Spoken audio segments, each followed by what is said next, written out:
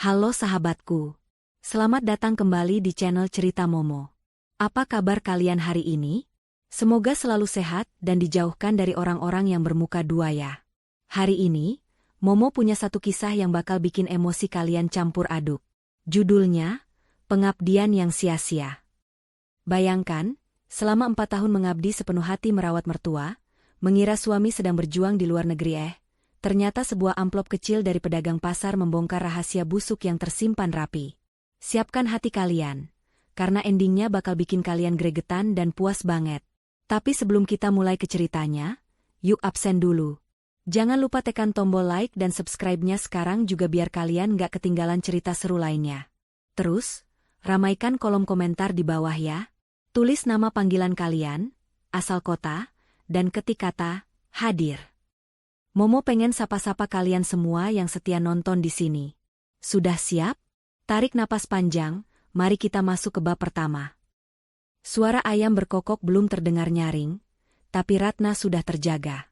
Matanya terasa berat, sisa kelelahan kemarin belum sepenuhnya hilang.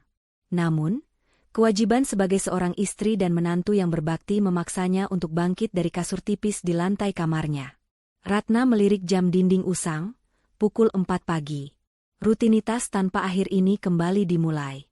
Di dapur yang sempit, Ratna mulai merebus air. Ia tahu betul, Ibu Sumi, mertuanya, tidak suka mandi dengan air dingin, apalagi di pagi buta begini. Ratna, airnya sudah matang belum? Ibu mau buang air. Teriakan melengking dari kamar sebelah membuat Ratna tersentak. Buru-buru ia mematikan kompor dan bergegas menuju kamar Ibu Sumi. Iya, Bu, ini Ratna datang, sahut Ratna lembut sambil membuka pintu kamar. Terlihat Ibu Sumi sedang duduk bersandar di kepala ranjang dengan wajah masam. Kakinya yang diselimuti kain batik tampak kaku.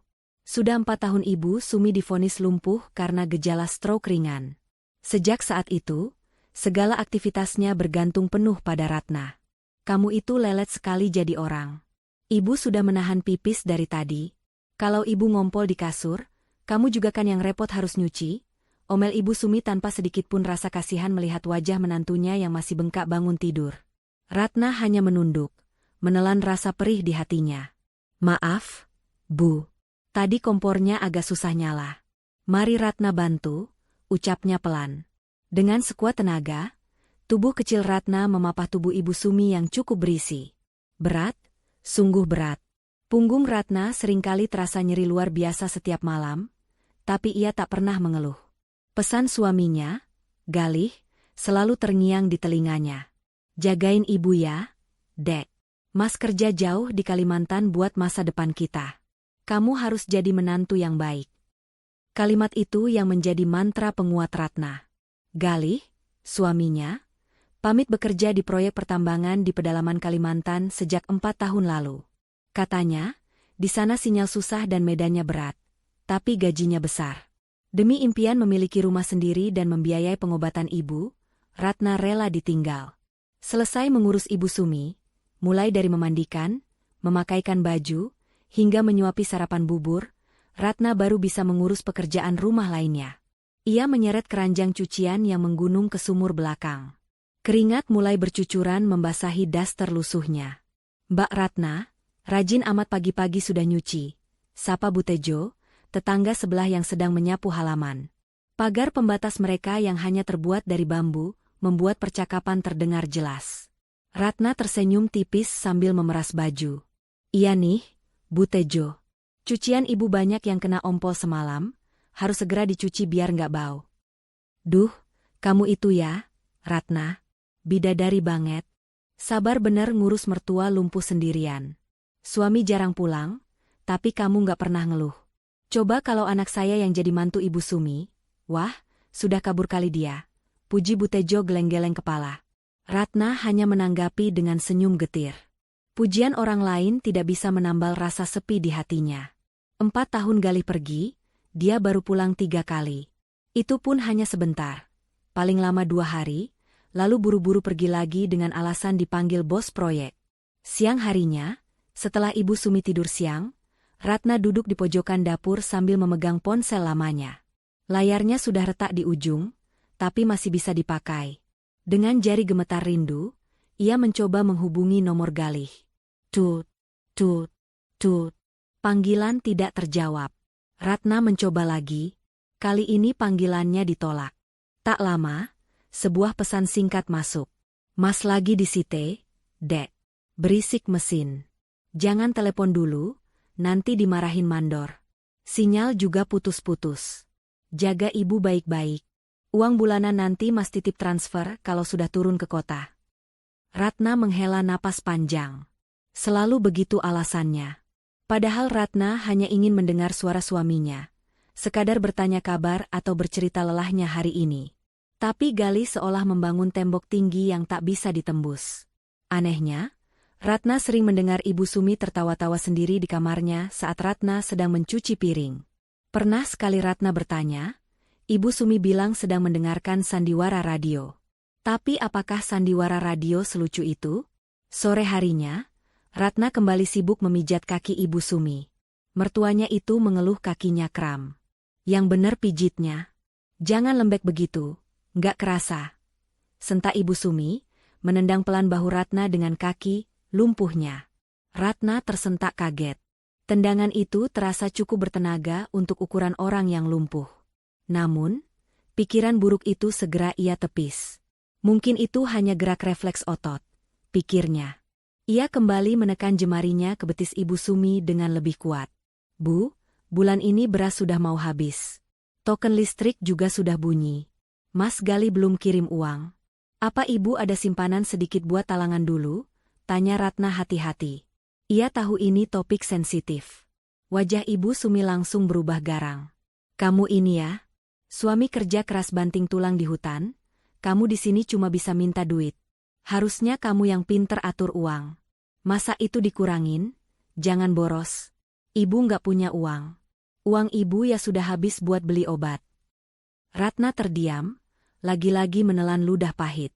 Padahal ia makan hanya dengan nasi sisa dan garam, sementara lauk ikan dan ayam selalu ia berikan untuk Ibu Sumi. Kemana lagi ia harus berhemat? Ratna akhirnya memutuskan, besok ia harus mengambil tawaran buruh cuci gosok di rumah Bu Lurah. Ia butuh uang tambahan tanpa harus mengemis pada Galih yang seolah tak peduli. Malam itu, Ratna tidur meringkuk kedinginan tanpa selimut tebal. Di benaknya, wajah Galih menari-nari. Ia rindu, tapi rindu itu perlahan mulai bercampur dengan rasa lelah yang amat sangat. Tanpa ia sadari, roda nasib sedang berputar, bersiap membuka tabir yang selama ini tertutup rapat di rumah kontrakan sempit itu. Ratna memejamkan mata, berdoa agar suaminya selalu sehat, tanpa tahu bahwa doa tulusnya itu ditujukan pada orang yang salah. Matahari sudah sepenggalah naik ketika Ratna baru saja menyelesaikan tumpukan cucian terakhir di rumah Bu Lurah. Punggungnya terasa kaku, dan jari-jarinya keriput memutih karena terlalu lama terendam air sabun. Namun, rasa lelah itu sedikit terobati ketika Bu Lurah menyodorkan 2 lembar uang pecahan Rp50.000. Bagi orang lain, uang segitu mungkin hanya cukup untuk sekali makan di kafe. Tapi bagi Ratna, ini adalah penyambung napas untuk 3 hari ke depan. Setidaknya, ia bisa membelikan lauk yang sedikit lebih layak untuk Ibu Sumi, mertuanya yang selalu menuntut pelayanan prima meski keadaan ekonomi mereka sedang morat-marit. Ratna, ini tambahan sedikit buat beli sabun cuci muka kamu, biar segeran dikit. Kamu itu masih muda, tapi mukanya kusut banget kayak baju belum disetrika. Gurau Bu Lurah sambil menyelipkan uang tambahan 20.000. Ratna tersenyum malu, menerima rezeki itu dengan tangan gemetar penuh syukur. Terima kasih banyak, Bu Lurah. Ini sudah lebih dari cukup. Doakan ya Bu, semoga Mas Galih segera dapat bonus biar Ratna nggak perlu merepotkan Bu Lurah terus. Bu Lurah menatap Ratna dengan pandangan iba yang sulit diartikan. Ia menghela napas pelan sebelum berbisik, seolah takut didengar angin. Ratna, sebenarnya saya agak heran. Suamimu itu kerja di tambang, kan?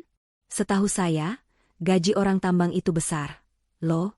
Ponakan saya yang cuma jadi sopir di sana saja bisa kirim 5 juta per bulan ke istrinya. Masa Galih yang katanya mandor, kirim uang ke kamu seret banget? Pertanyaan itu seperti jarum halus yang menusuk ulu hati Ratna. Ia sendiri sering bertanya-tanya dalam diam, namun selalu ditepisnya dengan alasan-alasan positif. Mungkin pengeluaran Mas Galih di sana besar, Bu. Katanya biaya hidup di pedalaman mahal sekali. Belum lagi dia bilang sedang nabung buat beli tanah. Bu Lurah hanya mengangguk pelan, meski matanya menyiratkan ketidakpercayaan. Ya sudah, didoakan saja yang terbaik. Hati-hati di jalannya. Sepanjang perjalanan pulang, pikiran Ratna berkecamuk.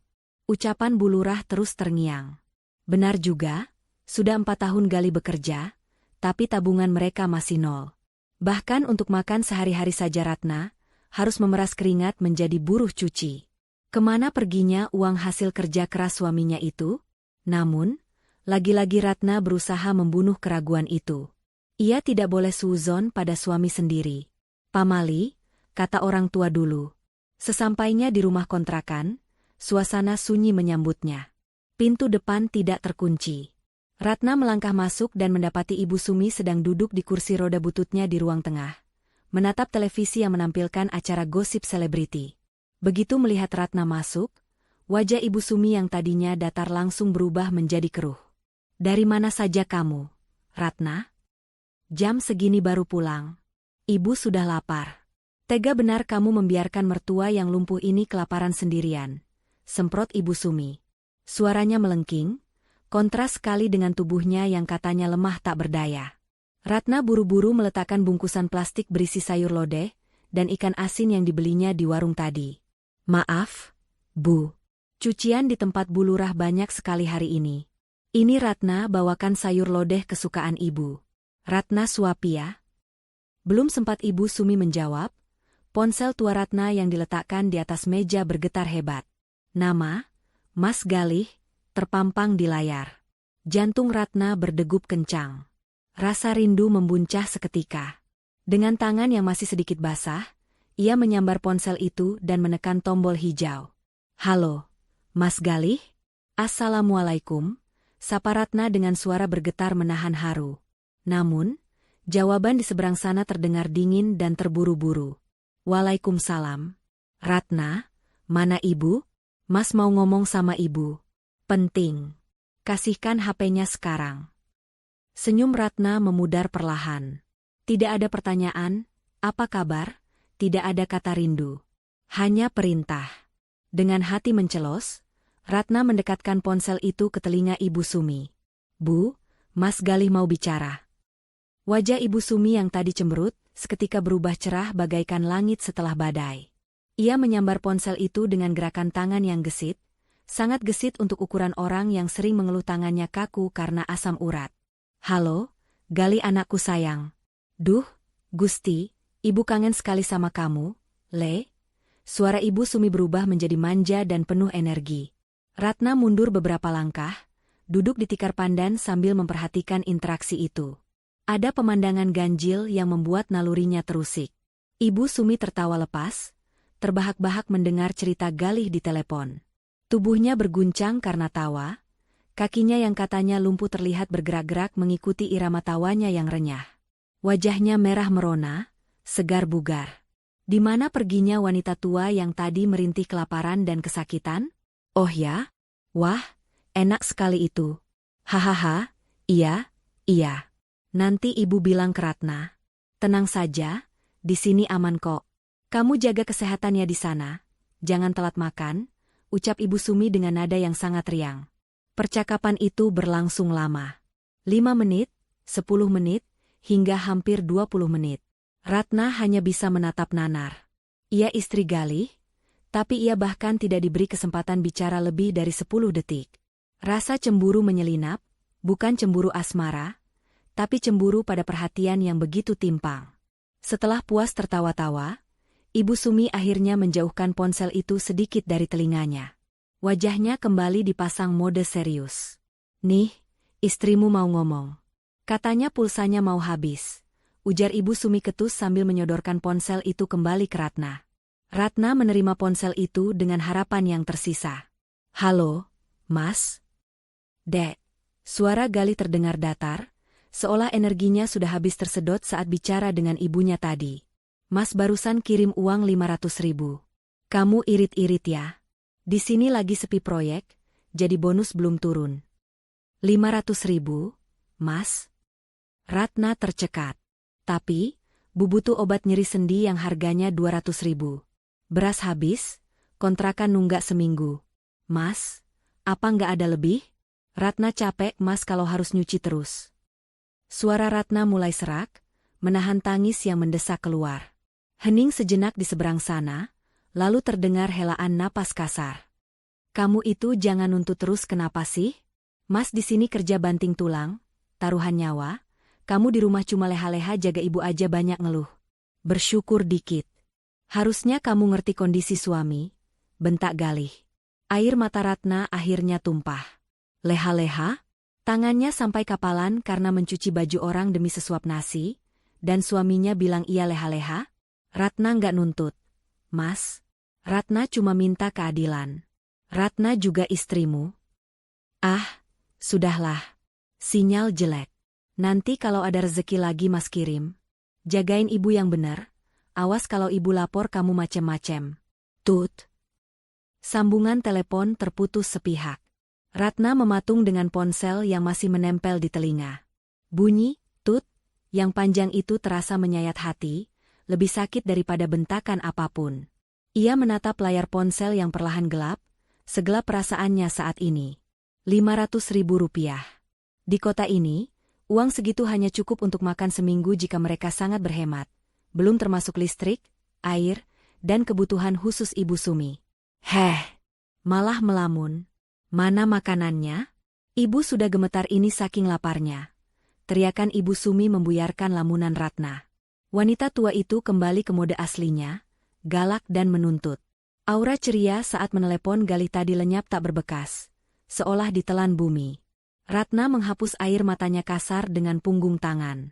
Ia bangkit, mengambil piring, dan menuangkan nasi serta sayur lodeh.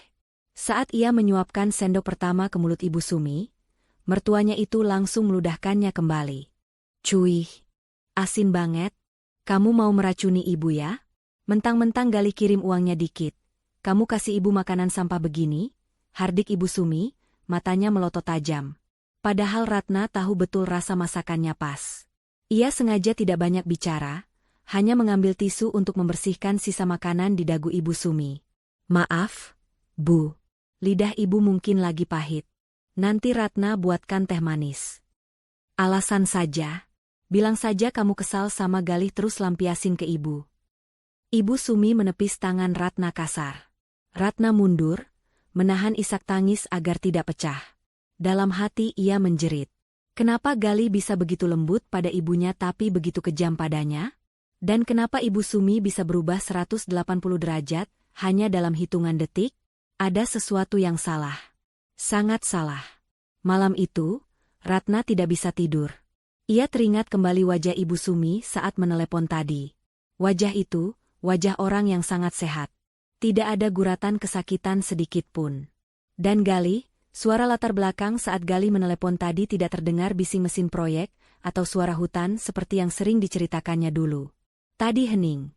Sesekali terdengar suara klakson mobil yang samar dan suara musik klasik pelan. Ratna menggelengkan kepala kuat-kuat. Tidak mungkin. Mungkin itu suara radio di mes pekerja. Ratna bangkit dari tikarnya, berjalan pelan ke arah kamar Ibu Sumi untuk mengecek keadaan mertuanya. Pintu kamar sedikit terbuka. Ratna mengintip. Di bawah temaram lampu tidur, ia melihat Ibu Sumi sedang duduk di tepi ranjang. Bukan berbaring kesakitan, tapi duduk tegak sambil menghitung lembaran uang berwarna merah dan biru. Cukup tebal. Mata Ratna membelalak. Dari mana Ibu Sumi punya uang sebanyak itu? Ratna ingat betul. Ia tidak pernah memberi uang tunai pada Ibu Sumi, karena semua kebutuhan ia yang belikan. Galih bilang baru saja transfer 500.000 ke rekening Ratna, jadi tidak mungkin uang itu dari Galih yang dikirim lewat pos. Ratna menahan napas, takut ketahuan. Ibu Sumi tampak tersenyum puas, mencium uang-uang itu lalu menyelipkannya ke bawah kasur, tepat di bagian tengah yang sulit dijangkau. Setelah itu, Ibu Sumi merebahkan diri, menarik selimut, dan dalam sekejap terdengar dengkuran halus. Kaki Ratna lemas. Ia mundur perlahan kembali ke kamarnya. Teka-teki ini semakin membingungkan. Galih yang pelit, Ibu Sumi yang punya simpanan rahasia, dan perubahan sikap yang drastis. Malam itu, di tengah kesunyian yang mencekam, Benih kecurigaan Ratna mulai tumbuh subur, menanti waktu untuk meledak. Ia sadar, ia tidak bisa lagi hanya diam dan menerima nasib. Ada sesuatu yang disembunyikan ibu dan anak itu darinya. Sesuatu yang besar dan mungkin menyakitkan. Pagi itu, atmosfer di rumah kontrakan terasa lebih dingin dari biasanya, meski matahari sudah mulai menyengat lewat celah ventilasi. Ratna menyapu lantai dengan gerakan mekanis, namun pikirannya melayang jauh ke kejadian semalam. Bayangan tumpukan uang di tangan Ibu Sumi terus menghantuinya. Bagaimana mungkin mertuanya yang selalu merengek tidak punya uang untuk beli obat, ternyata menyembunyikan lembaran merah yang jumlahnya jutaan di bawah kasur? Keingintahuan itu mendesak Ratna untuk memberanikan diri bertanya. Saat mengantarkan teh hangat ke kamar Ibu Sumi, Ratna mencoba memancing pembicaraan. "Bu, hari ini Ratna mau ke pasar. Uang dari Mas Gali kemarin cuma 500.000, itu pun sudah kepakai bayar listrik dan beli beras. Kalau ibu mau titip beli obat nyeri sendi yang bagus itu, apa ibu ada simpanan uang sedikit? Soalnya uang belanja benar-benar ngepas, Bu." Ratna bertanya dengan nada sehalus mungkin, matanya menatap lekat wajah mertuanya. Ibu Sumi yang sedang menyisir rambutnya yang mulai memutih langsung berhenti.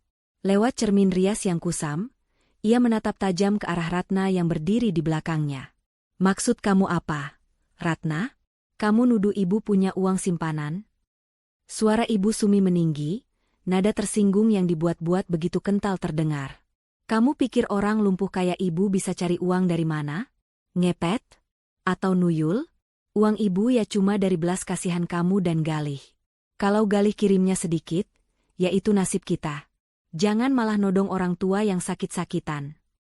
Ratna menelan ludah. "Bukan begitu, Bu. Semalam Ratna sempat bangun mau ke kamar mandi, terus lihat pintu kamar ibu kebuka dikit. Kayaknya Ratna lihat ibu lagi pegang uang. Prang. Gelas teh di meja samping ranjang tersenggol tangan Ibu Sumi hingga jatuh dan pecah berantakan. Cairan teh panas menggenangi lantai. Ibu Sumi berteriak histeris, wajahnya memerah padam, namun sorot matanya menyeratkan kepanikan yang coba ditutupi dengan amarah. "Oh, jadi sekarang kamu mulai jadi mata-mata. Kamu ngintip ibu tidur? Lancang sekali kamu, Ratna. Itu bukan uang. Itu cuma kertas bon utang almarhum bapak yang ibu baca lagi buat kenang-kenangan. Mata kamu itu sudah rabun atau hati kamu yang busuk sampai nuduh mertua sendiri nyimbun uang?" Ratna buru-buru berjongkok memunguti pecahan kaca.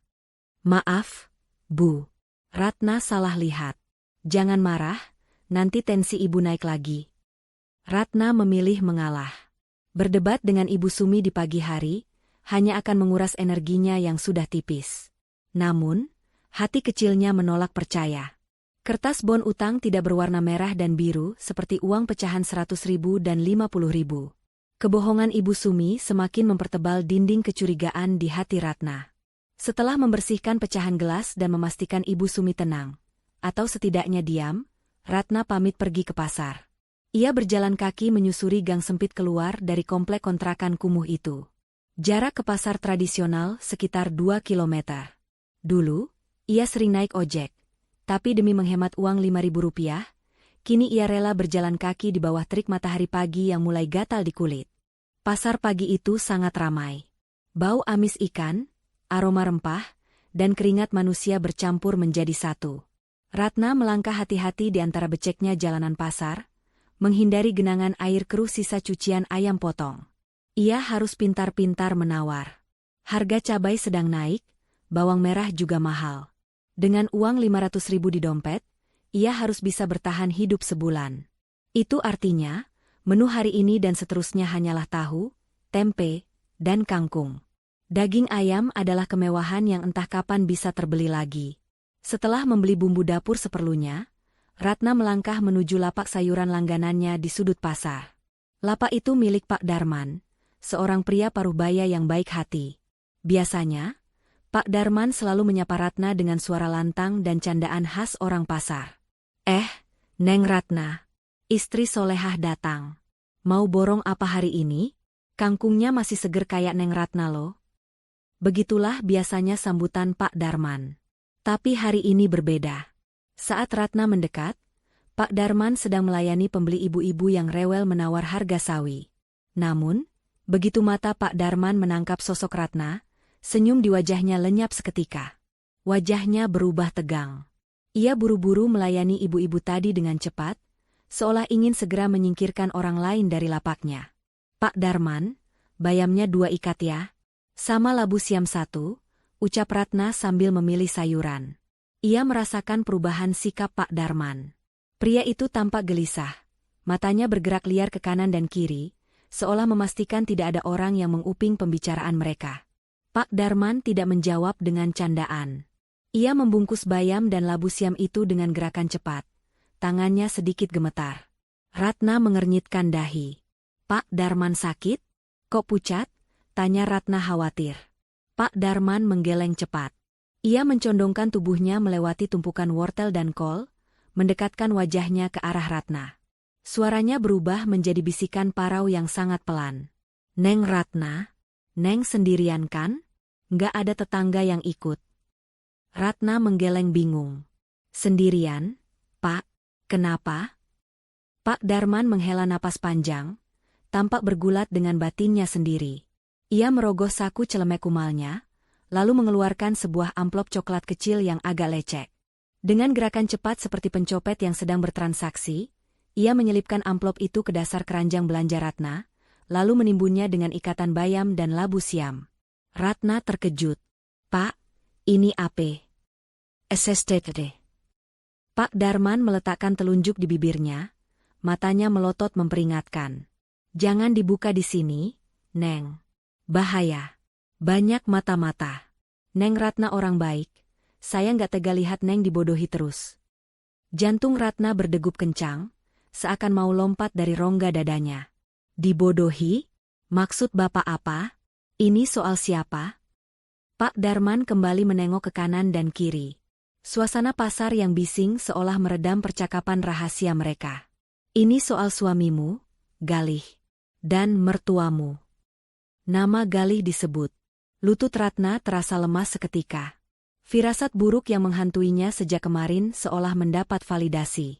Pak Darman tahu sesuatu tentang Mas Galih? Dia kecelakaan di Kalimantan? Atau dia sakit?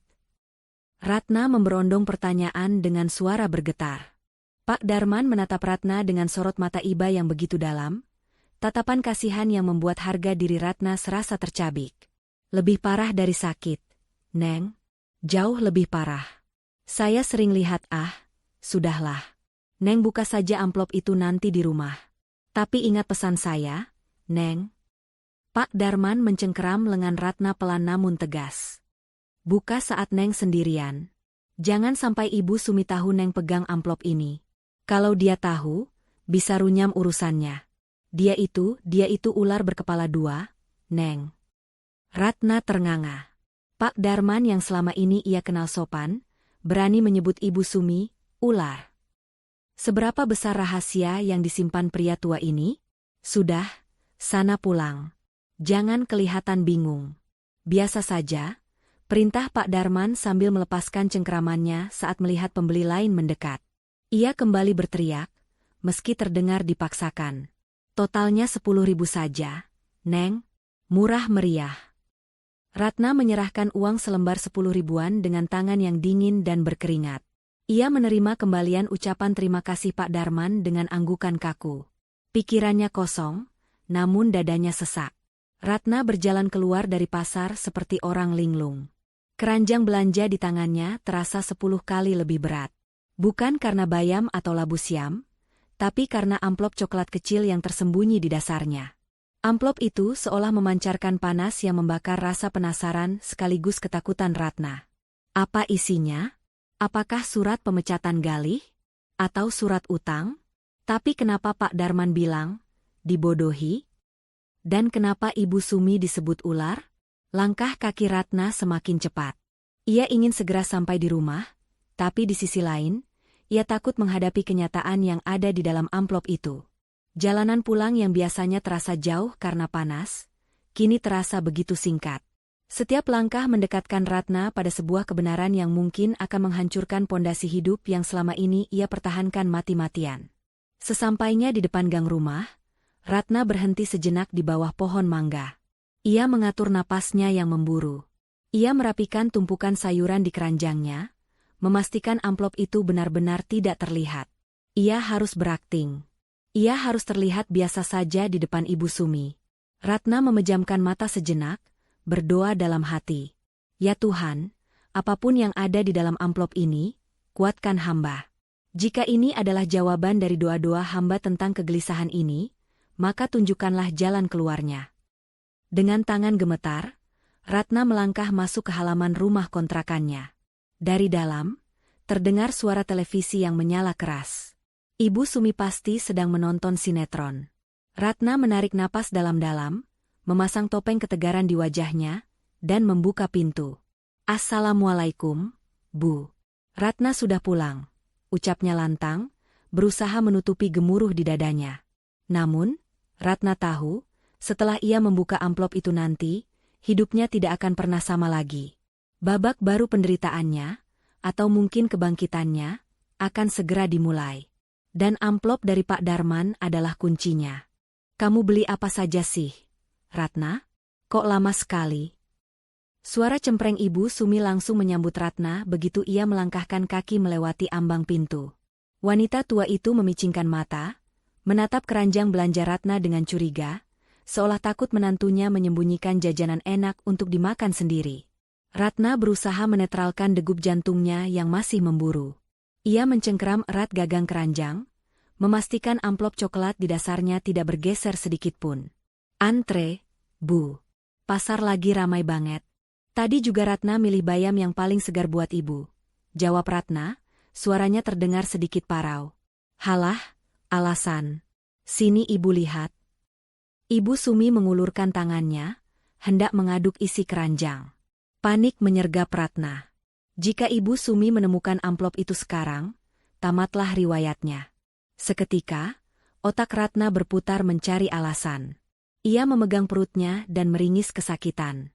Aduh, Bu, perut Ratna sakit banget. Kayaknya masuk angin atau salah makan tadi sebelum berangkat. Ratna ke kamar mandi dulu ya, Bu. Nggak tahan. Tanpa menunggu persetujuan Ibu Sumi, Ratna langsung berlari menuju kamar mandi yang terletak di pojok belakang rumah, dekat dapur. Ia mengabaikan teriakan Ibu Sumi yang memaki-makinya karena dianggap tidak sopan. Dasar menantu kurang ajar. Orang mau lihat belanjaan malah ditinggal lari. Awas kalau kamu lama-lama di sana, cucian piring sudah numpuk. Ratna membanting pintu kamar mandi yang terbuat dari seng berkarat itu, lalu menguncinya rapat-rapat. Napasnya tersengal-sengal.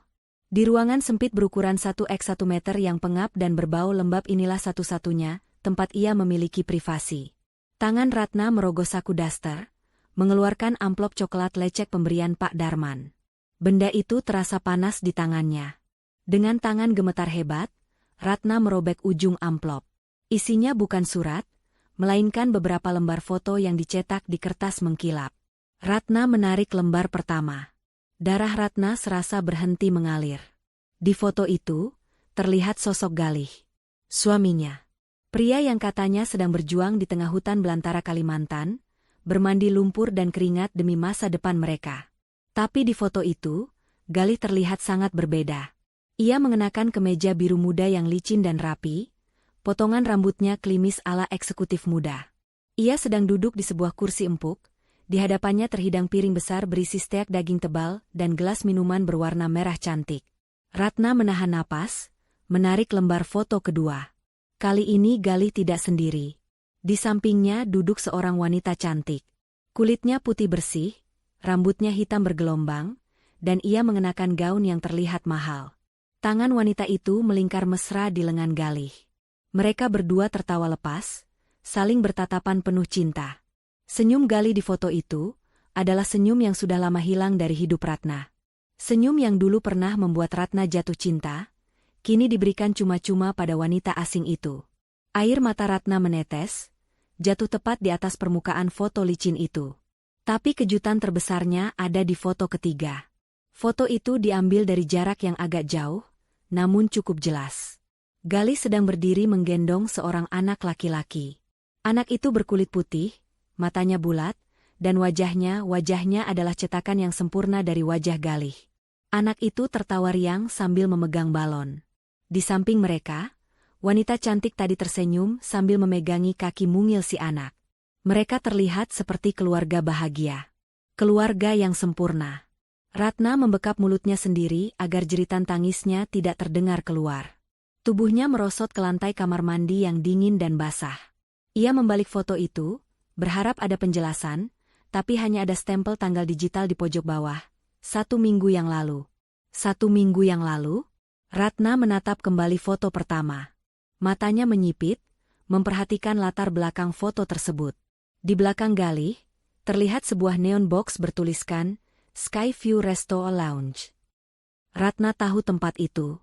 Itu adalah restoran mewah yang terletak di rooftop salah satu mall terbesar di pusat kota ini.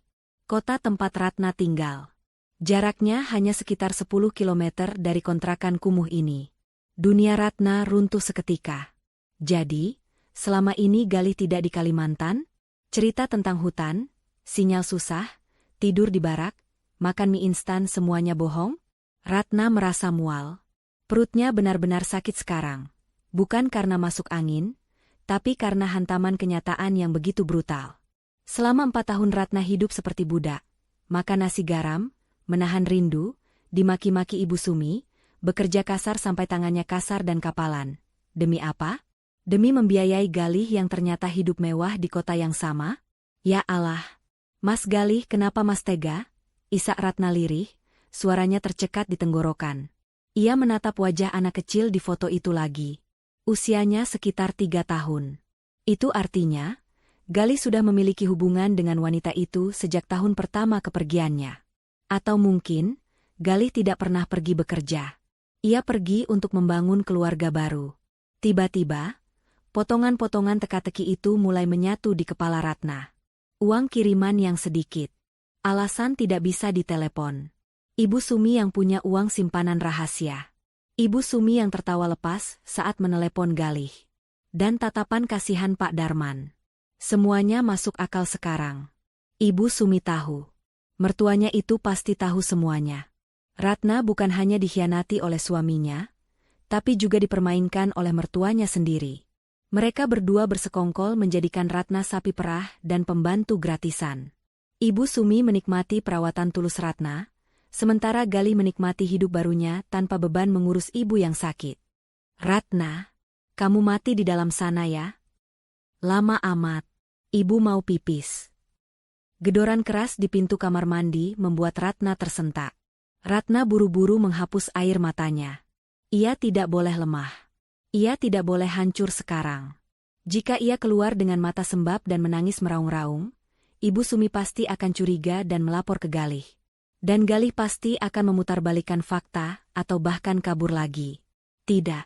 Ratna meremas foto-foto itu, lalu menyelipkannya ke balik pakaian dalamnya, tempat paling aman yang tidak mungkin digeledah Ibu Sumi. Ia menyalakan keran air, membasuh wajahnya berkali-kali untuk menyamarkan sembab di matanya. Ia menatap pantulan wajahnya di ember air. Wajah wanita bodoh yang sudah ditipu mentah-mentah selama 4 tahun. Tapi sorot mata di pantulan air itu perlahan berubah. Kesedihan itu memadat, mengkristal menjadi sesuatu yang keras dan dingin. Dendam. Ratna membuka pintu kamar mandi. Ibu Sumi sudah berdiri di sana dengan wajah garang, siap menyemburkan omelan. Kamu ini ngapain aja sih? Mandi kembang? Bentak Ibu Sumi. Ratna menatap Ibu Sumi. Untuk pertama kalinya, ia melihat wanita tua itu bukan sebagai mertua yang harus dihormati, melainkan sebagai monster yang memakai topeng manusia. Maaf, Bu. Perut Ratna sakit sekali tadi, jawab Ratna datar. Tidak ada nada minta maaf yang tulus dalam suaranya. Halah, alasan. Minggir. Ibu Sumi mendorong bahu Ratna kasar dan masuk ke kamar mandi. Ratna berdiri mematung di depan pintu dapur. Tangannya mengepal kuat hingga kukunya menancap ke telapak tangan. Rasa sakit fisik itu membantunya tetap sadar. Tunggu saja, Mas Galih. Tunggu saja, Bu, bisik Ratna pada angin yang berhembus. Kalian pikir aku bodoh? Mulai hari ini, aku bukan lagi Ratna yang penurut. Aku akan cari tahu di mana sarang kalian, dan aku akan pastikan kalian membayar setiap tetes air mataku. Ratna melangkah menuju keranjang belanjanya yang tergeletak. Ia mengambil bayam dengan tenang. Ia akan memasak. Ia akan makan. Ia butuh tenaga. Karena mulai besok, ia akan memulai perburuannya. Perburuan untuk mengungkap kebenaran yang lebih detail, langsung ke sumbernya. Skyview Resto. Keesokan harinya, Ratna melancarkan aksi pertamanya. Wajah pucat yang kemarin ia buat-buat, hari ini ia pertahankan dengan tidak memakai bedak sedikitpun. Ia bahkan sengaja membiarkan rambutnya sedikit berantakan. Saat mengantarkan sarapan bubur polos untuk Ibu Sumi, Ratna berjalan sambil memegangi perutnya. Sesekali meringis menahan sakit yang tidak ada. Bu, hari ini Ratna izin tidak nyuci di tempat Bu Lurah ya. Perut Ratna melilit dari kemarin belum sembuh, malah makin parah. Ratna mau ke puskesmas sebentar minta obat.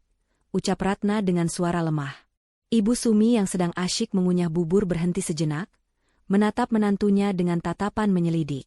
Namun, melihat wajah Ratna yang benar-benar kusam dan keringat dingin, yang sebenarnya sisa air wudhu yang tidak dilap, ia mendengus kasar. Ya sudah sana, jangan lama-lama. Nanti siang ibu mau makan ikan goreng, jangan lupa mampir pasar pulangnya. Awas kalau pulang gak bawa apa-apa. Ratna mengangguk patuh. Iya, Bu. Ratna sudah siapkan teh manis di meja dan roti di toples, kalau ibu lapar sebelum Ratna pulang. Setelah berhasil keluar dari rumah tanpa dicurigai, Ratna tidak menuju puskesmas. Ia berjalan cepat menuju jalan raya, menyetop angkot jurusan pusat kota. Jantungnya berdegup kencang, bukan karena sakit, tapi karena adrenalin. Di dalam tas kusamnya, terselip foto Galih yang ia curi pandang berkali-kali semalam, memastikan ia tidak sedang bermimpi buruk. Perjalanan memakan waktu 1 jam. Ratna turun di depan sebuah mal megah yang menjulang tinggi di pusat kota. Bangunan berlapis kaca itu memantulkan sinar matahari. Terlihat begitu menyilaukan dan mengintimidasi bagi Ratna yang hanya mengenakan gamis sederhana dan sandal jepit yang sudah tipis tumitnya. Ia menarik napas panjang, menguatkan hati. Demi kebenaran, bisiknya. Ratna masuk ke dalam mal. Hawa dingin AC langsung menyergap kulitnya, kontras dengan panasnya udara di luar. Ia merasa seperti alien di tempat itu. Orang-orang berlalu lalang dengan pakaian modis dan wangi parfum mahal, sementara ia berbau minyak angin. Ratna menundukkan kepala, berusaha tidak menarik perhatian, dan mencari papan petunjuk menuju rooftop.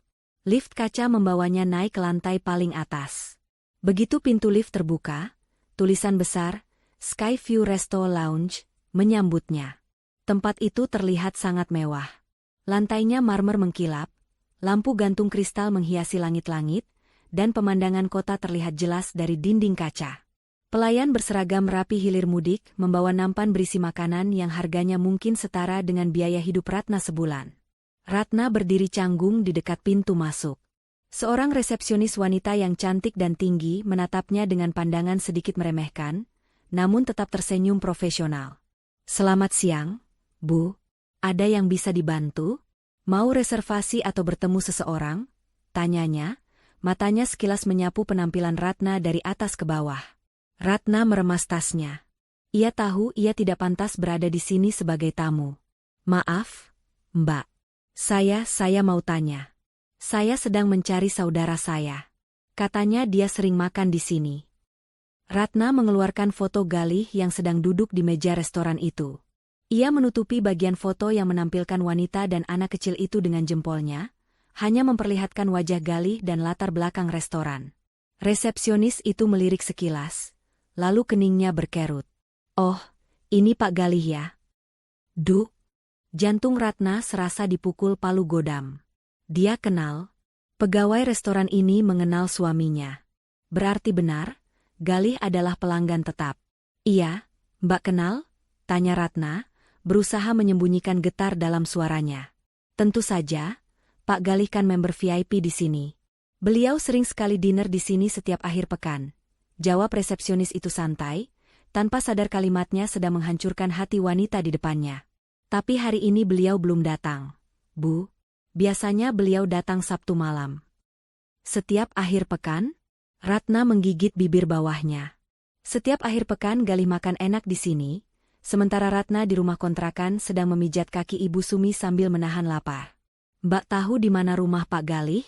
Soalnya ada urusan keluarga mendadak. HP-nya tidak bisa dihubungi. Ratna berbohong, matanya memelas. Resepsionis itu menggeleng. Waduh, kalau alamat rumah saya kurang tahu, Bu. Itu privasi pelanggan. Ratna lemas. Jejaknya terputus di sini. Ia hendak berbalik pergi dengan langkah gontai ketika seorang satpam yang berdiri tak jauh dari meja resepsionis berdehem pelan. Satpam itu, pria parubaya yang terlihat ramah, mendekati Ratna saat resepsionis itu sibuk mengangkat telepon. Bu, maaf saya dengar tadi ibu cari Pak Galih, bisik satpam itu. Ratna menoleh cepat, harapan kembali menyala di matanya. Iya, Pak, Bapak tahu. Satpam itu melihat ke kiri dan kanan, memastikan tidak ada manajer yang melihat. Saya sering bantu parkirin mobil Pak Galih. Mobilnya Pajero putih, mentereng banget. Saya ingat betul karena beliau selalu kasih tips lumayan. Mobil Pajero? Ratna ingin tertawa miris. Galih bilang dia naik truk proyek di Kalimantan. Bapak tahu beliau tinggal di mana? Desak Ratna. Saya pernah dengar beliau ngobrol sama istrinya di lobi saat nunggu mobil. Mereka mau pulang ke arah Permata Regensi. Itu loh, Bu, perumahan elit yang baru dibangun di daerah selatan. Katanya beliau ambil unit yang paling besar di sana, jelas Pak Satpam polos. Ia mengira wanita di foto itu, Clara, adalah satu-satunya istri Galih. Istrinya cantik ya, Pak? Tanya Ratna lirih, memastikan. Wah, cantik banget, Bu. Seperti artis. Anaknya juga lucu, jawab Pak Satpam semangat. Dunia Ratna gelap sejenak. Konfirmasi itu datang bertubi-tubi tanpa ampun. Jadi wanita itu dianggap istri sah di mata orang-orang sini. Dan Ratna? Ratna hanyalah hantu masa lalu yang dilupakan. Terima kasih, Pak. Terima kasih banyak, ucap Ratna buru-buru. Ia tidak sanggup mendengar lebih banyak lagi pujian tentang keluarga bahagia, suaminya. Ratna bergegas keluar dari restoran itu, menekan tombol lift dengan kasar. Air mata yang ia tahan sejak tadi akhirnya merebak di sudut mata. Tapi ia segera menghapusnya. Tidak. Jangan menangis sekarang. Permata Regensi. Nama itu terpatri di otaknya. Kompleks perumahan elit itu hanya berjarak sekitar 10 km dari kontrakannya. Sangat dekat, namun bagaikan bumi dan langit. Keluar dari mall, Ratna tidak langsung pulang. Ia duduk di halte bus, menatap kosong ke jalanan yang padat. Fakta demi fakta sudah terkumpul. Galih tidak di Kalimantan. Galih kaya raya. Galih punya mobil mewah. Galih punya istri baru yang cantik. Dan mereka tinggal di Permata Regensi. Ratna meraba dadanya yang sesak. Rasa sakit ini bukan lagi sedih, tapi marah. Marah yang membakar hangus sisa-sisa cintanya. Kamu bohong, Mas. Kamu bilang kita susah bareng, senang bareng. Tapi ternyata kamu senang sendirian, dan membiarkan aku susah sendirian ngurus ibumu. Seketika, bayangan Ibu Sumi melintas. Ibu Sumi yang tahu segalanya. Ibu Sumi yang menikmati uang Galih sementara Ratna diberi remah-remah. Ratna mengepalkan tangannya. Tunggu aku di rumah, Bu. Sandiwaramu sebentar lagi selesai, gumam Ratna. Ia bangkit dari duduknya, menyetop angkot untuk pulang. Tapi kali ini, tujuannya bukan hanya pulang. Ia akan melakukan sesuatu yang lebih nekat. Ia harus melihat dengan mata kepalanya sendiri rumah di Permata Regensi itu. Tapi sebelum itu, ia harus menghadapi Ibu Sumi lagi, memainkan peran sebagai menantu bodoh sedikit lebih lama lagi, sembari menyusun rencana untuk membongkar kebusukan mereka tepat di depan hidung mereka. Di dalam angkot yang pengap, Ratna menyusun strategi. Ia tidak akan melabrak sekarang. Itu terlalu mudah bagi mereka. Ia ingin bukti yang lebih kuat. Ia ingin melihat mereka bersama. Dan ia ingin menghancurkan mereka di saat mereka merasa paling aman. Ratna menatap jalanan dengan tatapan dingin, tatapan seorang wanita yang hatinya telah dimatikan oleh pengkhianatan. Matahari sore menyisakan guratan jingga di langit ketika Ratna tiba kembali di kontrakan. Di tangannya, ia menjinjing kantong plastik berisi ikan kembung segar, pesanan khusus Ibu Sumi. Sepanjang perjalanan pulang dari pusat kota, Ratna telah menyusun skenario di kepalanya. Ia harus bermain cantik. Jika ia meledak sekarang, ia hanya akan menjadi menantu durhaka yang diusir tanpa membawa apa-apa. Sementara Gali dan Ibu Sumi tetap hidup tenang di atas penderitaannya. "Assalamualaikum," ucap Ratna saat membuka pintu. "Waalaikumsalam. Lama amat sih. Kamu itu ke pasar apa bikin pasar? Ibu sudah kelaparan dari tadi. Obat juga telat minumnya." Sambutan ketus Ibu Sumi langsung terdengar dari arah kamar. Ratna menarik napas panjang, memasang senyum tipis yang terasa kaku di wajahnya. Ia melangkah masuk ke kamar Ibu Sumi. Mertuanya itu sedang berbaring miring sambil memijit-mijit keningnya, berakting seolah pusing 7 keliling akibat kelaparan. "Maaf ya, Bu. Tadi angkotnya ngetem lama banget. Ini Ratna bawakan ikan kembung yang besar-besar. Ratna goreng kering pakai sambal terasi kesukaan Ibu ya," ujar Ratna dengan nada lembut yang dibuat-buat. Mata Ibu Sumi langsung berbinar mendengar menu makan malamnya, meski ia berusaha tetap terlihat kesal. "Ya sudah, cepetan. Jangan gosong masaknya. Awas kalau asin lagi kayak kemarin." Ratna beranjak ke dapur. Sambil membersihkan ikan, pikirannya melayang pada sosok wanita cantik di foto itu. Clara. Nama yang disebut Pak Satpam tadi. Ratna membayangkan bagaimana Clara dilayani Mbak Ratu di restoran mewah, sementara dirinya di sini berbau amis darah ikan demi melayani ibu dari suami yang mengkhianatinya. Pisau di tangan Ratna mengiris perut ikan dengan gerakan yang sedikit lebih kasar dari biasanya. Setelah masakan matang, Ratna membawa nampan berisi nasi hangat, ikan goreng kering, dan sambal terasi ke hadapan Ibu Sumi. Aroma sedap langsung memenuhi kamar pengap itu. Ibu Sumi yang tadinya lemas mendadak bertenaga, langsung duduk tegak tanpa bantuan. "Nah, ini baru makanan," gumam Ibu Sumi sambil menyuap nasi dengan lahap. Ia makan begitu cepat, seolah takut ada yang merebut jatahnya. Ratna duduk bersimpu di lantai, memijat kaki Ibu Sumi yang katanya mati rasa itu. Ia menunggu momen yang tepat. Saat Ibu Sumi sedang asyik mengunyah ekor ikan yang renyah, Ratna mulai melancarkan pancingannya. "Bu," panggil Ratna pelan. Apa lagi? Minta duit lagi?" sahut Ibu Sumi tanpa menoleh, mulutnya penuh makanan. "Bukan, Bu. Tadi di angkot Ratna dengar ibu-ibu gosip. Katanya ada tetangga mereka suaminya kerja di luar kota. Bilangnya kerja keras, ternyata di sana malah nikah lagi sama janda kaya. Istri pertamanya di kampung dibohongi bertahun-tahun." Cerita Ratna, matanya menatap lekat ekspresi Ibu Sumi. Gerakan tangan Ibu Sumi yang hendak mengambil sambal terhenti sejenak. Hanya sepersekian detik, tapi Ratna menangkapnya. Ada jeda yang tidak wajar. "Terus kenapa? Kurang kerjaan banget kamu dengerin gosip murahan," cibir Ibu Sumi, kembali melanjutkan makannya, namun kali ini kunyahannya terlihat lebih pelan. "Ya kasihan saja sama istri pertamanya, Bu. Sudah setia, nungguin, ngerawat mertua, dikhianati," lanjut Ratna, sengaja menekankan kata, merawat mertua. "Bu, kira-kira kalau Mas Gali ternyata kayak gitu, Ibu gimana? Kalau Mas Gali ternyata punya istri lagi yang lebih kaya, Ibu bakal marah nggak sama Mas Gali?" Prang! Sendok di tangan Ibu Sumi jatuh beradu dengan piring. Wajah wanita tua itu merah padam seketika. Ia menoleh ke arah Ratna dengan mata melotot, napasnya memburu. Namun, di balik kemarahan itu, Ratna melihat sesuatu yang lain. Ketakutan. Panik. Sorot mata seseorang yang tertangkap basah. "Kamu ngomong apa barusan? Doain suamimu selingkuh? Dasar istri nggak tahu diuntung," bentak Ibu Sumi. Suaranya melengking tinggi, memecah keheningan sore. "Suamimu itu kerja banting tulang di hutan, nyaris mati kena malaria demi kamu, demi ibu.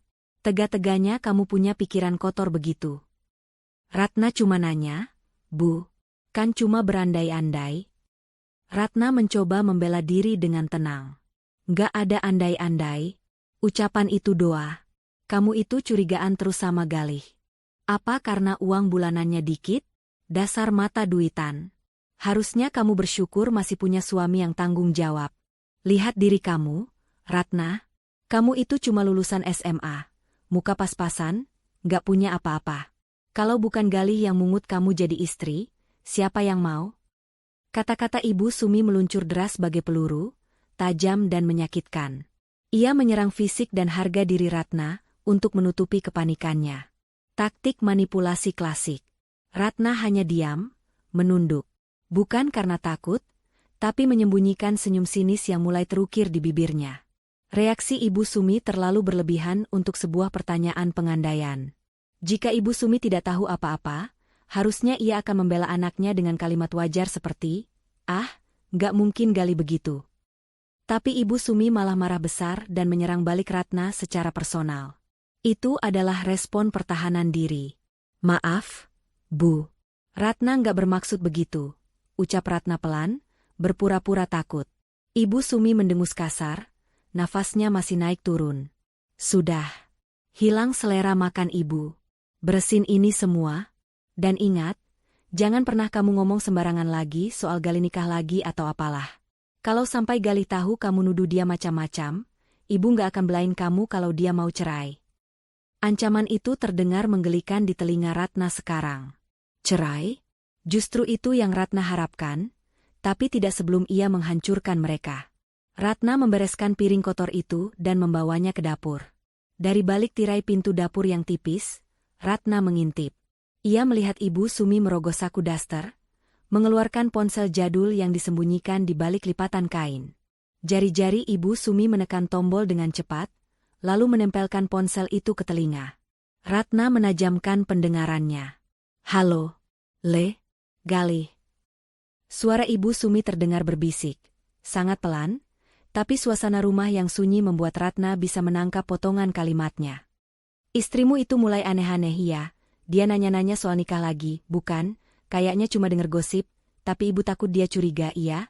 Kamu hati-hati, jangan sampai dia tahu soal Clara, iya? Ibu sudah marahi dia habis-habisan." Darah Ratna mendidih. Tubuhnya gemetar menahan amarah yang meledak-ledak di dada. Konfirmasi itu kini sempurna. Ibu Sumi bukan korban. Ibu Sumi adalah dalang. Ibu Sumi adalah penjaga rahasia yang setia, bukan demi keutuhan rumah tangga anaknya, tapi demi kenyamanannya sendiri yang dimanja oleh uang istri baru Galih. Clara. Nama itu disebut lagi oleh mulut mertuanya sendiri. Ratna mundur perlahan dari balik tirai, kembali ke wastafel cuci piring. Air matanya menetes satu persatu, jatuh ke piring kotor yang penuh minyak. Tapi kali ini, ia tidak menyekanya. Ia membiarkan rasa sakit itu merasuki setiap sel tubuhnya, mengubah kesedihan menjadi bahan bakar dendam yang tak akan padam. "Kalian pikir aku bodoh?" batin Ratna sambil meremas spons cuci piring hingga busanya meluap. "Kalian pikir aku hanyalah pembantu yang bisa dibohongi selamanya? Baiklah, Bu. Kalau Ibu mau main sandiwara, Ratna akan jadi lawan main yang seimbang.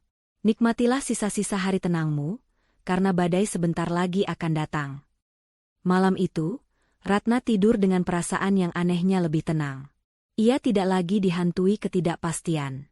Musuhnya sudah jelas. Targetnya sudah jelas. Besok, ia akan memulai langkah selanjutnya. Mengumpulkan bukti fisik yang lebih kuat untuk menjerat mereka semua dalam perangkap yang tak bisa disangkal. Buku tabungan rahasia itu, Ratna harus menemukannya. Kesempatan yang ditunggu-tunggu Ratna, akhirnya datang 2 hari kemudian. Pagi itu cerah, matahari bersinar terik namun angin berhembus sejuk. Ibu Sumi, yang biasanya malas bergerak, tiba-tiba minta diantar ke teras depan. "Ratna, bawa Ibu ke depan.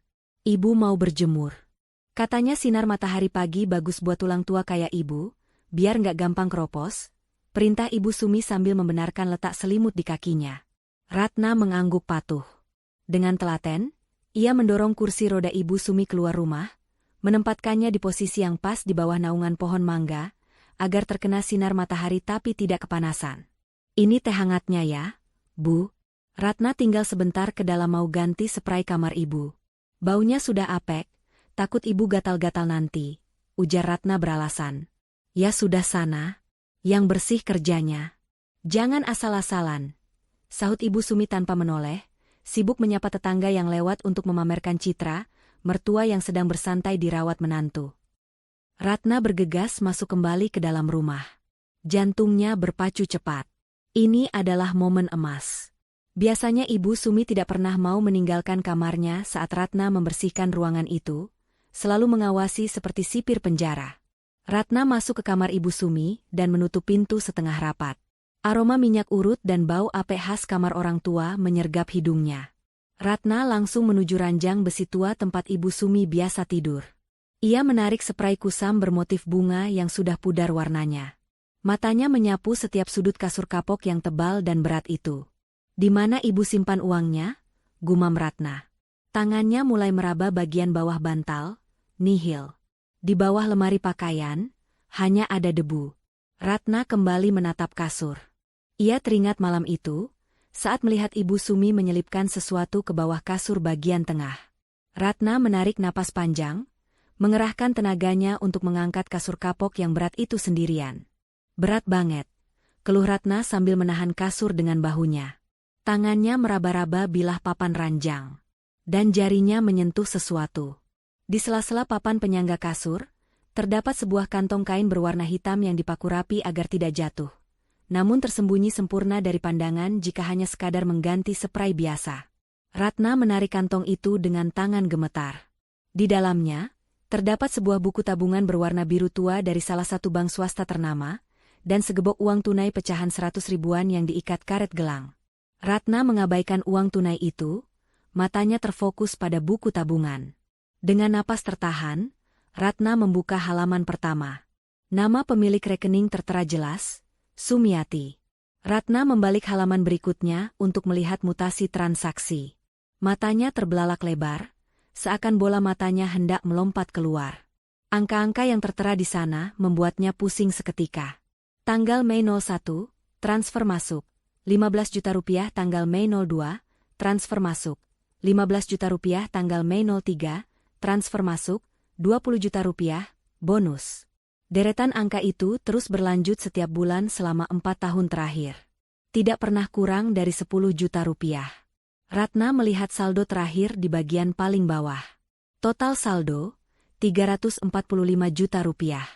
Ratna terduduk lemas di lantai. Buku tabungan itu terlepas dari tangannya. 345 juta rupiah. Air mata Ratna menetes. Bukan karena sedih, tapi karena rasa sakit hati yang teramat sangat. Ia teringat kejadian seminggu lalu, saat ia harus mengutang beras 1 liter di warung tetangga, karena uang belanja habis. Ia teringat saat ia sakit demam tinggi tapi tidak berani ke dokter, karena takut biayanya mahal, dan hanya minum air hangat. Ia teringat saat Ibu Sumi memarahinya habis-habisan, karena Ratna membelikan tempe yang potongannya terlalu tipis demi berhemat.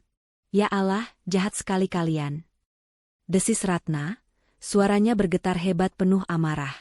Selama ini, Galih mengirimkan uang belasan hingga 20 juta setiap bulan untuk ibunya. Tapi ke Ratna, 500 ribu. Itu pun sering terlambat dengan alasan, belum gajian. Dan Ibu Sumi, wanita tua itu duduk di atas tumpukan uang ratusan juta. Tapi setiap hari berakting seolah-olah dia adalah orang paling miskin di dunia yang harus dikasihani. Setiap suapan nasi garam yang Ratna makan, setiap tetes keringat Ratna menjadi buruh cuci, ternyata hanyalah hiburan bagi Ibu Sumi. Mertuanya itu sengaja membiarkan Ratna menderita. Mungkin dalam hati Ibu Sumi tertawa melihat menantunya bekerja seperti kuda, sementara dia menimbun kekayaan anak laki-lakinya. Uang ini harusnya hak istri juga, batin Ratna perih. Setidaknya untuk makan yang layak. Tapi ibu ambil semuanya. Semuanya. Ratna mengambil ponsel bututnya dari saku daster. Dengan tangan yang masih gemetar menahan emosi, ia memotret setiap halaman buku tabungan itu. Ia memotret saldo terakhirnya dengan jelas. Ia juga memotret tumpukan uang tunai di dalam kantong hitam itu. Ini bukti. Bukti keserakahan yang tak terbantahkan. Suara batuk Ibu Sumi terdengar dari arah teras, diikuti teriakan memanggil nama Ratna. "Ratna, kok lama banget sih? Ibu haus lagi nih." Ratna tersentak. Ia buru-buru memasukkan kembali buku tabungan dan uang itu ke dalam kantong hitam, lalu menyelipkannya kembali ke bawah kasur di posisi semula. Ia merapikan spray dengan cepat, memastikan tidak ada jejak yang tertinggal. Ratna berdiri, mengatur napas, dan menghapus air matanya kasar. Wajahnya yang tadi penuh kesedihan kini berubah keras. Tatapannya dingin. Rasa hormat dan kasih sayang yang dulu ia miliki untuk mertuanya telah hangus terbakar, berganti menjadi kebencian yang murni. Ratna keluar dari kamar membawa spray kotor. Saat melewati Ibu Sumi di teras, Ratna tersenyum. Senyum yang sangat manis. Namun mata Ratna tidak tersenyum sama sekali. Sudah selesai, Bu. Kasurnya sudah rapi. Maksud Ratna. Bantalnya sudah Ratna tepuk-tepuk biar empuk. Ujar Ratna, sengaja memplesetkan lidah. Ibu Sumi menoleh cepat, curiga. Kamu ngomong apa tadi? Uang? Ratna menggeleng polos. Bukan, Bu. Maksud Ratna, tulang. Tulang ibu kan sakit. Jadi kasurnya Ratna empukin biar tulangnya enak. Lidah Ratna keseleo, Bu. Ibu Sumi mendengus, kembali memalingkan wajahnya. Dasar ceroboh. Bicara saja nggak becus. Ratna berjalan menuju sumur belakang. Dalam hati ia tertawa miris. Silakan maki aku sepuasmu sekarang, Bu. Nikmati tumpukan uangmu itu selagi bisa. Karena sebentar lagi, Ratna pastikan ibu tidak akan bisa menikmati 1 rupiah pun darinya. Fakta menjijikan ini membuat tekad Ratna semakin bulat. Ia tidak akan pergi dengan tangan kosong. Ia akan mengambil apa yang menjadi haknya, dan menghancurkan kebahagiaan palsu yang dibangun di atas penderitaannya. Target selanjutnya, melihat langsung kehidupan mewah Galih dan keluarga barunya. Ratna harus melihat betapa bahagianya mereka, agar dendamnya semakin sempurna. Hari Jumat menjadi hari yang mendebarkan bagi Ratna. Pagi-pagi sekali, Ibu Sumi sudah berdandan rapi. Ia mengenakan kebaya encim terbaiknya yang selama ini tersimpan di lemari, lengkap dengan selendang sutra. Baunya wangi semerbak, bukan bau minyak angin seperti biasanya, melainkan parfum bunga melati yang menyengat. Ratna, panggilkan taksi online sekarang. Ibu mau kontrol ke dokter spesialis di kota sebelah. Katanya ada terapi baru yang bagus. Perintah Ibu Sumi sambil mematut diri di cermin. Wajahnya dipoles bedak tebal, menutupi keriput-keriput kebohongannya. Ratna menatap mertuanya dengan tatapan datar. Perlu Ratna antar, Bu? Nanti ibu susah jalannya kalau sendirian. Tawar Ratna, sekadar memancing reaksi. Nggak usah, tolak Ibu Sumi cepat. Nadanya panik. Mobilnya penuh nanti. Ibu pergi sama Bu Tejoko, janjian di depan gang. Kamu di rumah saja, bersihkan gudang belakang. Sudah banyak tikus. Ratna mengangguk patuh. Baik, Bu. Hati-hati. Begitu taksi yang menjemput Ibu Sumi menghilang di tikungan gang, Ratna tidak menuju gudang.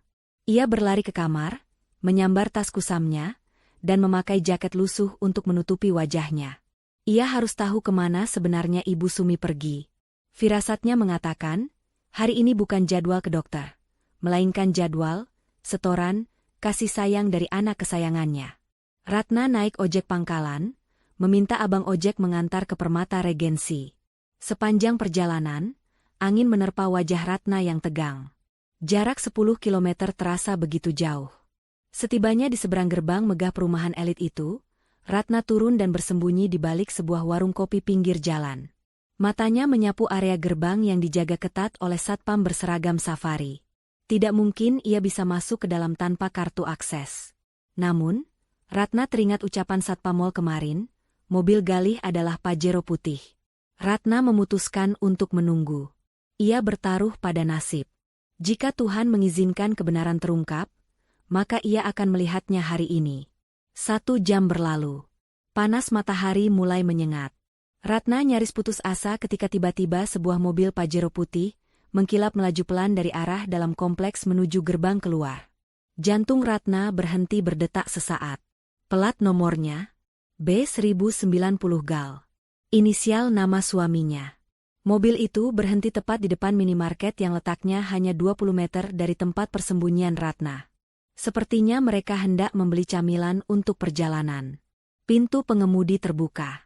Turunlah sosok pria gagah dengan kacamata hitam. Gal. Ia terlihat lebih gemuk dan bersih dibandingkan terakhir kali pulang ke rumah setahun lalu. Ia mengenakan kaos polo bermerek dan celana pendek kargo, tampilan santai orang kaya yang sedang menikmati libur akhir pekan. Pintu penumpang depan terbuka. Seorang wanita cantik dengan rambut di blow sempurna turun. Itu pasti Clara. Ia menggandeng seorang anak laki-laki lucu yang memegang mainan robot. Mereka tertawa, terlihat begitu harmonis. Namun, pemandangan yang membuat darah Ratna mendidih hingga ke ubun-ubun terjadi beberapa detik kemudian. Pintu penumpang belakang terbuka. Ratna menahan napas, matanya tak berkedip. Keluarlah Ibu Sumi. Tapi, tidak ada kursi roda yang diturunkan. Tidak ada tongkat penyangga. Ibu Sumi menapakkan kakinya ke aspal dengan mantap. Ia berdiri tegak, lalu berjalan memutari mobil menuju cucu barunya dengan langkah yang ringan dan gesit. Sangat gesit. Aduh, cucu Oma ganteng banget sih. Mau beli es krim ya? Terdengar suara Ibu Sumi yang melengking ceria, tanpa sedikit pun nada merintih kesakitan yang setiap hari menjadi makanan telinga Ratna. Ratna membekap mulutnya sendiri agar tidak berteriak. Air matanya tumpah tanpa bisa ditahan. Kakinya lemas menyaksikan sandiwara paling kejam di depan matanya. Lihatlah wanita tua itu. Wanita yang di rumah Ratna selalu merengek minta dipijat karena kakinya mati rasa. Wanita yang membiarkan Ratna memandikannya, membersihkan kotorannya, dan menggendongnya ke kamar mandi karena mengaku tidak kuat berdiri. Ternyata, di sini ia bisa berjalan lancar, bahkan setengah berlari kecil mengejar cucunya yang lari ke arah pintu minimarket. Ya Allah, ya Allah. Isak Ratna lirih. Dadanya sesak bukan main. Galih terlihat merangkul bahu ibunya dengan sayang. Clara menggandeng lengan Ibu Sumi di sisi lain. Mereka bertiga berjalan masuk ke minimarket layaknya keluarga bahagia tanpa celah. Mereka tertawa, bercanda, menikmati hidup mewah mereka. Sementara Ratna hanyalah babu yang ditinggal di gubuk derita untuk menjaga, topeng, kemiskinan mereka. Ratna adalah tumbal agar Ibu Sumi bisa punya alasan untuk tidak tinggal serumah dengan menantu kaya rayanya. Mungkin Clara tidak mau direpotkan mengurus mertua, tapi tetap bisa menikmati fasilitas mewah secara berkala. Ratna mengeluarkan ponselnya dengan tangan gemetar hebat. Dari celah dinding warung kopi, ia merekam video durasi pendek. Ia menzoom kamera ke arah Ibu Sumi yang sedang berjalan keluar dari minimarket sambil menjilat es krim cone, tertawa lepas tanpa beban. Rekaman itu hanya 15 detik, tapi cukup untuk menghancurkan hidup mereka nanti. Mas Galih, bisik Ratna dengan tatapan nyalang. Kamu tega membiarkan istrimu jadi budak ibumu yang sehat walafiat. Kamu biarkan aku hancur demi kenyamanan ibumu. Mobil Pajero itu pun melaju pergi meninggalkan area minimarket. Ratna masih berdiri mematung di sana, menatap debu jalanan yang ditinggalkan kendaraan mewah itu. Rasa sakit di hatinya perlahan memadat, membeku menjadi sebuah tekad yang dingin dan tajam. Tidak ada lagi air mata. Tidak ada lagi rasa kasihan. Ratna menghapus sisa air mata di pipinya dengan kasar. Ia menatap video di ponselnya sekali lagi. Bukti sudah lengkap. Motif sudah jelas. Pelaku sudah teridentifikasi. Ratna berbalik badan, menyetop angkot untuk pulang. Tapi kali ini, ia pulang bukan untuk mengabdi. Ia pulang untuk mempersiapkan panggung eksekusi. Ibu Sumi akan pulang nanti sore dengan cerita bohong tentang dokter dan obat pahit. Dan Ratna akan menyambutnya dengan hidangan, penutup yang tak akan pernah dilupakan mertuanya itu seumur hidup. Selamat bersenang-senang hari ini, Bu. Tertawalah sepuasnya, gumam Ratna dingin di dalam angkot yang bising. Karena besok, Ibu tidak akan bisa tertawa lagi. Ratna meremas tasnya. Rencana di kepalanya sudah tersusun rapi. Ia akan memasak makanan kesukaan Ibu Sumi malam ini.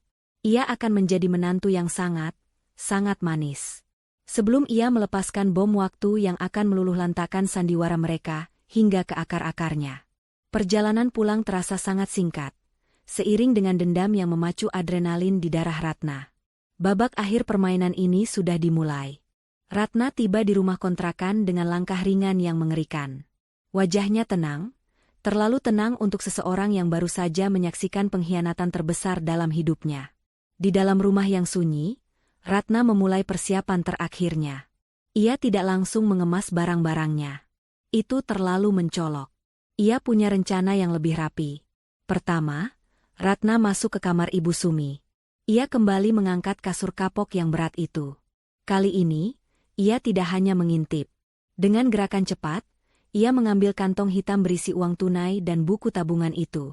Ratna memindahkan isinya ke dalam tas pribadinya yang sudah ia siapkan di balik lemari bajunya sendiri. Sebagai gantinya, ia memasukkan tumpukan kertas koran bekas yang dipotong seukuran uang ke dalam kantong hitam itu, lalu mengikatnya kembali dan meletakkannya di posisi semula di bawah kasur. Biarlah Ibu Sumi nanti merasakan syok terapi saat mengecek harta karunnya. Setelah itu, Ratna mulai mengemasi pakaiannya. Ia tidak membawa semuanya, hanya yang penting-penting saja. Beberapa setel baju ganti, ijazah, surat nikah, dan perhiasan emas peninggalan almarhumah ibunya yang untungnya tidak pernah ia jual meski hidup susah. Semua ia masukkan ke dalam koper tua yang ia sembunyikan di kolong tempat tidur kamarnya. Selesai urusan barang, Ratna pergi ke dapur. Ia mulai memasak. Aroma bumbu gulai yang pekat segera memenuhi ruangan. Ratna memasak gulai kambing, makanan favorit Ibu Sumi yang penuh kolesterol dan lemak jahat. Ia memasaknya dengan penuh cinta, memastikan rasanya sangat lezat. Makanlah yang banyak nanti, Bu. Anggap saja ini perjamuan terakhir, gumam Ratna sambil mengaduk santan kental yang mendidih. Menjelang maghrib, Ratna sudah mandi dan berpakaian rapi. Ia mengenakan daster terbaiknya yang bersih dan wangi. Rumah sudah disapu bersih. Meja makan sudah ditata rapi dengan piring-piring dan gelas berisi es jeruk segar. Semuanya tampak sempurna, seperti menyambut tamu agung. Pukul 7 malam, suara taksi berhenti di depan rumah. Ratna mengintip dari jendela. Pintu taksi terbuka, dan Ibu Sumi turun. Tapi lihatlah, wanita tua itu kembali melakukan transformasi ajaibnya. Sebelum masuk halaman, ia berhenti sejenak, membungkukkan badan, memasang wajah menderita, dan mulai menyeret kakinya seolah-olah berat sekali untuk melangkah. Akting kelas Oscar dimulai lagi. Ratna membuka pintu dengan senyum lebar. Assalamualaikum, Bu. Sudah pulang? Wah, Ratna khawatir sekali lo nungguin Ibu dari tadi. Sambut Ratna dengan nada riang yang dibuat-buat. Ibu Sumi masuk dengan tertatih-tatih, berpegangan pada kusen pintu. Wajahnya ditekuk masam. Waalaikumsalam. Aduh, Ratna pinggang Ibu mau patah rasanya. Dokter bilang saraf Ibu makin terjepit. Capek sekali seharian di rumah sakit antre obat. Ratna buru-buru memapah Ibu Sumi menuju kursi makan. Kasihan sekali Ibu. Sini, Bu, duduk dulu. Ratna sudah masakan gulai kambing spesial buat Ibu biar semangat lagi. Baunya enak kan, Bu? Mata Ibu Sumi langsung berbinar melihat mangkuk besar berisi gulai kambing yang mengepul panas. Lupa sudah dia pada akting sakit pinggangnya. Ia duduk dengan antusias. Wah, tumben kamu masak enak. Dapat uang dari mana? Tanyanya curiga, tapi tangannya sudah menyambar sendok. Tadi Ratna bongkar celengan ayam Ratna, Bu. Sekali-kali nyenengin Ibu, kan Ibu habis sakit. Jawab Ratna manis. Ibu Sumi mendengus, tapi senyum rakus mulai tersungging di bibirnya. Ya sudah, ambilkan nasi yang banyak. Ibu lapar banget, obatnya bikin perut perih. Padahal Ratna tahu, perut itu perih karena kekenyangan makan enak seharian bersama Galih dan Clara. Ratna menyendokkan nasi segunung dan menyiramnya dengan kuah gulai serta potongan daging yang besar-besar. Ibu Sumi makan dengan lahap, bunyi kecapan mulutnya memenuhi ruangan. Ratna duduk di hadapannya, hanya menatap mertuanya makan tanpa menyentuh makanannya sendiri. Ibu makannya pelan-pelan, nanti tersedak, ujar Ratna lembut. Enak. Tumben masakanmu pas bumbunya. Puji Ibu Sumi dengan mulut penuh. Ratna tersenyum. Iya dong, Bu. Kan Ratna masak pakai hati. Oh ya, Bu. Tadi Pak RT mampir ke sini. Ibu Sumi berhenti mengunyah sejenak. Pak RT? Ngapain? Nagih iuran sampah? Bukan, Bu. Pak RT cuma mastiin data warga. Terus Ratna bilang, kalau mulai besok Ratna mungkin gak tinggal di sini lagi, ucap Ratna santai. Ibu Sumi tersedak. Ia terbatuk-batuk keras, wajahnya memerah. Ratna dengan sigap menyodorkan segelas air, tapi tidak menepuk punggungnya. Ia hanya melihat. Uhuk. Maksud kamu apa, Ratna? Kamu mau minggat? Mau jadi istri durhaka ninggalin mertua sakit sendirian? Bentak Ibu Sumi setelah batuknya reda. Matanya melotot marah. Ratna masih tersenyum, tapi kali ini senyumnya berubah dingin. Bukan minggat, Bu. Tapi pindah. Kontrakan ini kan habis besok. Dan Ratna nggak punya uang buat bayar perpanjangan. Mas Galih kan belum kirim uang. Apa? Kontrakan habis? Ibu Sumi panik. Ia lupa soal tanggal jatuh tempo kontrakan karena terlalu asyik menikmati hidup mewah. Terus kita mau tinggal di mana? Di kolong jembatan? Kamu telepon Galih sekarang. Minta dia transfer. Ratna menggeleng pelan. Nggak usah repot-repot telepon Mas Galih. Bu, Ratna sudah punya rencana lain. Lagian, ibu kan punya tabungan. Masa ibu lupa? Wajah ibu Sumi memucat seketika. Tabungan apa? Kamu jangan ngaco ya. Ratna bangkit dari kursinya. Ia berjalan perlahan mengelilingi meja makan, berhenti tepat di belakang kursi ibu Sumi. Ia membungkuk, membisikkan sesuatu tepat di telinga mertuanya. Tabungan di bawah kasur, Bu. Yang isinya ratusan juta itu. Yang dari Mas Galih. Tubuh ibu Sumi menegang kaku seperti patung.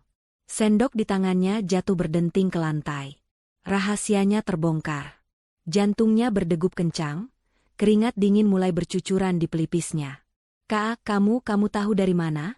Suara ibu Sumi bergetar hebat, tak lagi galak. Ratna menegakkan tubuhnya, berjalan kembali ke hadapan ibu Sumi.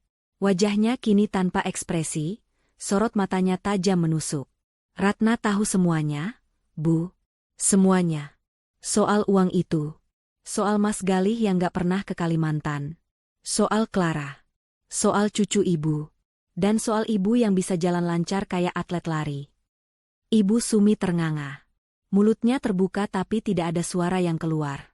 Ia seperti melihat hantu di siang bolong. Jadi, Bu, lanjut Ratna dengan nada final. Malam ini, nikmati gulai kambingnya sampai habis. Karena besok pagi, saat matahari terbit, Ratna akan pergi dari sini. Ratna sudah kemasi barang-barang Ratna. Ibu silakan atur sendiri hidup ibu selanjutnya. Mungkin ibu bisa lari pagi ke rumah Mas Galih di Permata Regensi? Kan ibu kuat. Suasana ruang makan itu mendadak hening mencekam. Hanya suara detak jam dinding yang terdengar, menghitung mundur waktu kehancuran bagi ibu Sumi. Ratna tidak memberi kesempatan ibu Sumi untuk membela diri. Ia berbalik dan masuk ke kamarnya, mengunci pintu rapat-rapat. Meninggalkan ibu Sumi yang gemetar ketakutan di meja makan, sendirian dengan dosa-dosanya yang kini telanjang di depan mata. Pagi itu, udara di dalam rumah kontrakan terasa begitu sesak, seolah oksigen enggan masuk ke ruangan yang dipenuhi aura ketegangan. Ratna sudah rapi dengan pakaian sederhananya. Sebuah koper tua berdiri tegak di samping pintu depan, saksi bisu kepergiannya. Ibu Sumi duduk di kursi ruang tamu dengan wajah kusut. Matanya bengkak, sisa tangis ketakutan semalam. Ia menatap Ratna dengan pandangan nanar, campuran antara kemarahan dan keputusasaan. Kamu benar-benar mau pergi, Ratna? Kamu tega membiarkan ibu terlantar begini? Suara ibu Sumi serak, mencoba memeras sisa-sisa iba yang mungkin masih ada di hati menantunya. Ratna tersenyum tipis sambil membenarkan letak kerudungnya di depan cermin. Tega? Bukankah ibu lebih tega? 4 tahun, Bu. 4 tahun Ratna diperlakukan seperti sapi perah. Ratna rasa itu sudah cukup untuk membayar lunas budi Ratna sebagai menantu. Tapi Galih akan marah besar kalau tahu kamu pergi. Dia bisa menceraikanmu. Ancam ibu Sumi, namun nadanya terdengar lemah. Ratna tertawa kecil, tawa yang terdengar kering. Cerai? Itu yang Ratna tunggu, Bu. Tolong sampaikan ke anak kesayangan ibu itu, urus surat cerainya secepatnya. Kalau dia tidak mau urus, biar Ratna yang gugat dengan bukti perselingkuhan dan penelantaran. Ratna punya semua buktinya, lengkap. Ratna berjalan mendekati ibu Sumi, lalu meletakkan amplop coklat, amplop yang sama dari Pak Darman, ke pangkuan mertuanya. Ini hadiah perpisahan buat ibu. Foto-foto kebahagiaan anak ibu dengan istri barunya. Simpan baik-baik, siapa tahu ibu kangen cucu kalau ibu lagi sendirian di jalanan nanti. Tangan ibu Sumi gemetar saat menyentuh amplop itu. Kak, kamu mau kemana? Kontrakan ini habis hari ini. Ibu mau tinggal di mana? Itu bukan urusan Ratna lagi, jawab Ratna dingin. Oh ya, satu lagi. Ibu pasti penasaran kan dengan tabungan ibu di bawah kasur? Mata Ibu Sumi membelalak. Ia baru ingat harta karunnya. Ratna sudah mengambil isinya semalam. Bisik Ratna, membuat wajah Ibu Sumi pucat pasi seputih kertas. 345 juta rupiah. Anggap saja itu gaji rapel Ratna selama 48 bulan menjadi perawat, pembantu, dan tukang masak ibu. Kalau dibagi, gaji Ratna sebulan sekitar 7 juta. Murah kan untuk layanan 24 jam? Maling. Kembalikan uangku. Jerit Ibu Sumi histeris, mencoba bangkit dari kursinya untuk menerjang Ratna. Namun, karena panik, kakinya tersandung kaki meja dan ia jatuh tersungkur ke lantai. Ratna tidak bergerak sedikit pun untuk menolong. Ia hanya menatap datar mertuanya yang menggeliat di lantai. Jangan teriak maling, Bu. Ratna cuma mengambil hak Ratna yang ibu dan Galih rampas. Di dalam kantong hitam di bawah kasur itu, Ratna sudah ganti isinya dengan potongan koran. Lumayan buat ibu baca-baca kalau bosan. Ratna menarik pegangan kopernya. Suara roda koper yang bergesekan dengan lantai semen terdengar nyaring. Selamat tinggal, Bu. Semoga ibu sehat terus ya, biar bisa jalan kaki ke rumah Clara. Jaraknya lumayan loh, 10 kilometer. Tapi kan ibu kuat, kemarin saja lari-lari di parkiran minimarket lancar banget. Ratna membuka pintu rumah lebar-lebar. Cahaya matahari pagi menerobos masuk, menyinari Ratna yang siap melangkah ke kehidupan barunya. Ratna, jangan pergi. Ibu mohon. Siapa yang suapin ibu? Siapa yang cebokin ibu? Raung Ibu Sumi, air matanya tumpah deras. Harga dirinya hancur lebur demi memohon belas kasihan. Ketakutan akan hidup menggelandang lebih besar daripada rasa malunya. Ratna berhenti sejenak di ambang pintu, tapi ia tidak menoleh. Minta sama Tuhan, Bu, atau minta sama Clara. Itu kalau Clara mau terima mertua penipu seperti ibu. Oh iya, pemilik kontrakan sebentar lagi datang mau ambil kunci. Selamat berjuang ya, Bu. Tanpa keraguan sedikit pun, Ratna melangkah keluar. Ia menutup pintu pagar dengan bunyi, klak, yang tegas.